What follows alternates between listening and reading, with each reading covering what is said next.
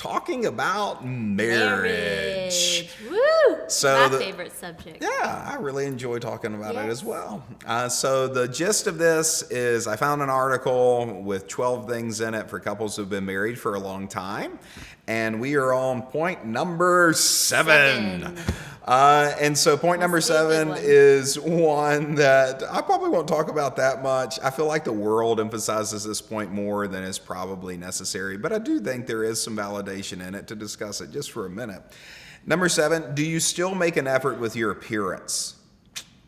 We may not be as lithe as we were in our youth, but we can still make an effort to remain attractive to ourselves and to our partner. If your response is, I can't be bothered, and I think this is a fair question, I'd ask, why? Why? A grasp of personal responsibility is key. And I think, like, as a spouse, I think it's always our job to make our spouses feel beautiful and handsome and attractive to us and that type of thing. And I think no matter what stage of life that's in, because, you know, especially in our Western culture, we tend to emphasize beauty and strength. Right. Even more so than wisdom, and emphasize, like Scripture tells us, that like our beauty should not be just with like the outward adorning of the hair, but a meek and quiet spirit. And for, you know, a man, the same way of like who I am on the inside should matter far more than the outside. Right. The world places this, you know, unhealthy emphasis on what I look like on the outside, with very little emphasis on who I am on the inside. So I think we have to major on that and that type of thing. But I do think it is important, like they kind of ask, that like, am I making an effort to remain attractive? And I like this little distinction that they made, to myself. Yeah. And at a place where I know I'm at this, you know, conducting myself and my body in a way that is healthy, and a way that, like, for my body, I'm happy with that. And don't allow an unhealthy body image to slide in there and be that way. But I think in the context of marriage, this is something for married couples that I think is a question that needs to be asked. Yeah. Well, the way I see it is I'm not all caught up into the perfection and, you know, all these things that the world does put on us. It's very unhealthy that success is based off of anything that has to do with, you know, that part. But the way I kind of interpreted that question is when we're meeting someone new, or we're meeting a group of friends, or we're, you know, going out with dinner associates, whatever. It's we do put our best foot forward for them. Why? But yet with our spouse, it's like, it's just them. It's like, no, our spouse should get our best. Because ultimately it's how it makes us feel about us. Mm-hmm. And I am very comfortable being makeup free. If you've run into me at Walmart, or the carpool line or anything, I'm very comfortable being makeup free, hair on top of my head, just rolling with it. And you actually have said, I like you like that. But I think about when we go out on a date, like, I like to feel good about me, because in turn that reflects on how I treat you. Yeah. So when I feel good about me, I feel like I'm better to you. Right. So that's kind of how I interpret that. Yeah. That it's not all about that. Yeah. And I think as a man, I want you to feel beautiful. Yeah. But I also understand that that's also part of my job, to make you feel beautiful. Mm-hmm. And as a husband, I think I want to feel like I'm handsome or strong. You know, for a man, it's like you couldn't work out for 3 years and be like in the mirror and like get something, and it's like, still got it. Oh man, that type of thing. But I think like for a woman to make a man still feel like he's attractive, still someone that makes him feel like he is to be desired. Because the enemy plays on that. Like you read in the book of Proverbs, you see that even a youth was drawn away from a woman who had false motives, but she made him feel desired. And it led him down a negative path. But, I think that that's important that we find in the context of marriage that we show each other that we desire you. We show each other that you are mine, and I find you beautiful and wonderful, and I find you handsome and strong, or whatever. But like that we don't just see like it to be my job or your job to just simply keep ourselves in a good place, but that we make each other feel that way too. Yes, absolutely. Absolutely. Number 8, what is the last thing you laughed about together? Making your partner laugh when they're huffing about a minor infraction can burst the balloon of anger that is building. It doesn't imply that you're not listening. It's a playful bid for connection. Little private jokes between us are worth thousands of words. We therapists talk about people wanting to be seen, heard, and understood. Laughing engages on all those points. So I like that part of therapists talk about people wanting to be seen, wanting to be heard, and wanting to be understood. And I like this point about laughing, but I think that's almost kind of like the bigger point of it. I think we have said this for years, that the happiest couples we know are the couples that have the most fun. And it's very hard to have fun without laughing. But I think like that point of like laughing, if you are laughing with each other, you're seeing the same thing, you're hearing the same thing, and you're understanding the same thing, which is why you're having this emotional connection with laughter, is so important. Is like we come to that place where we're seeing, like I want to see you, I want to hear you, and I want to understand you.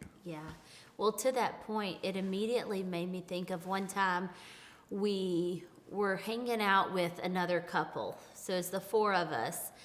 And the husband and the 2 of us were laughing so hard at certain things. And the wife just kind of sat there and she was like, I just don't get y'all's humor. And I was like, oh, I'm so sad for you. Because I realized all 3 of us were connecting and we were having fun. And I can't imagine not getting to, you are the funniest person I know. And I think about when we're in our home and we're laughing, one, our kids are seeing it, that marriage is fun. But I see the beauty in what it does for us. It is such a strong connection point. And you're supposed to be best friends. And my best friends get the best of me. And best friends laugh together. They're having fun together. I do not minimize that. It talks about the joy of the Lord is our strength. That strength in marriage comes from joy.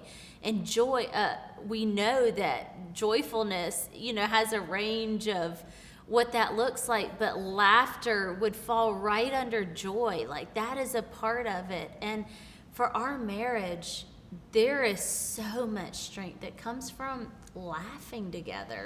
Yeah, and I think you have those inside jokes and you have those kinds of things that can be fostered with somebody that you only know, and that kind of thing. So I think it's important to have that, and I think it's important when there is conversation to really like listen and to see and to hear and to be like, I want to understand. And even in points where there is a disagreement, it's like, even if I don't agree, I understand. And for me to fight to understand even more than to fight for agreement, and to let understanding be enough. That it'll be very seldom with anybody that you'll ever see eye to eye on every single issue. But to know, Right. like, okay, we might not ever agree, but like, I understand and I validate your point, and that's enough for me. And to let that be enough, and just be like, in these two things, we're a little bit different in. Yeah. You know, Yeah. and that kind of thing. But I see you, I hear you, and I understand you. Yes. Yes. Yeah, and then number 9, does Woo. the prospect of an empty nest terrify you? Some couples use their children as a buffer, a way of avoiding intimacy. They need to attend to their relationship if it's not too late. Whether the empty nest brings you freedom or doom is up to you both. With no childlike shaped distractions, it will either expose the lifeless remains of your relationship. Sounds so sad. Wow. Yeah. Or provide an opportunity for renewal. Often couples are too afraid to talk about it. Nothing happens. If you want a shared future, start by telling your partner what you dream of doing once the kids have left, something together. And discuss those things. So that's interesting for us because our daughter drove to school today for the very first time by herself. Yeah. Goodness gracious. Like, how did that happen? We just had her. Yes, right? Okay, so this conversation is very interesting, and we've talked about it a lot in our home, based off of our kids' ages, but not in that same context. I am about to admit something that is shameful and awful, but the Lord has forgiven me and you've helped me. But I used to like get upset. I got pre-mad at whoever would marry our kids because I'm like, there are like, okay, God entrusted them to us, but we've Just gonna like poured walk in? our life into them, and then this girl's just gonna come steal his heart from me? No. And I started thinking about that. I didn't think about it in the context. No, she literally said that exact phrase when I'm like, whoa, whoa, whoa, whoa, whoa, whoa, whoa. I'm like, what if my mom would have told you that? When he said, wait, but what if I had that relationship with my mom? I'm like, oh, I didn't think about it from that side. I'm thankful your mom was very kind and gracious to me. So, no, it changed. So we have talked about it from that side, but never the side of when they're gone, it's just me and you, man. Well, you know. And like we shared in the last podcast, we were married. I was 21, you were 18, and 6 months later, you're pregnant. Mm-hmm. So our entire like formative years of marriage have been spent, now 17 years in of having a marriage with children in it. Yeah. And I honestly wouldn't have done any different. Like, I have loved it, genuinely loved it. But so much of our decision making has been like, what do the kids need? We're going on vacation. Right. Where do the kids want to go? What will they like? What do they want to eat? Oh, they how won't can we want find a that sitter? restaurant. Yeah. Like in that type of thing. Yes. That I do see of like how there could be a huge gap when the kids are leaving of like, what do we Absolutely. talk about? What do we see? Like, where Yeah. do we eat? But then it does create a good, healthy gap of like, where do you want to eat?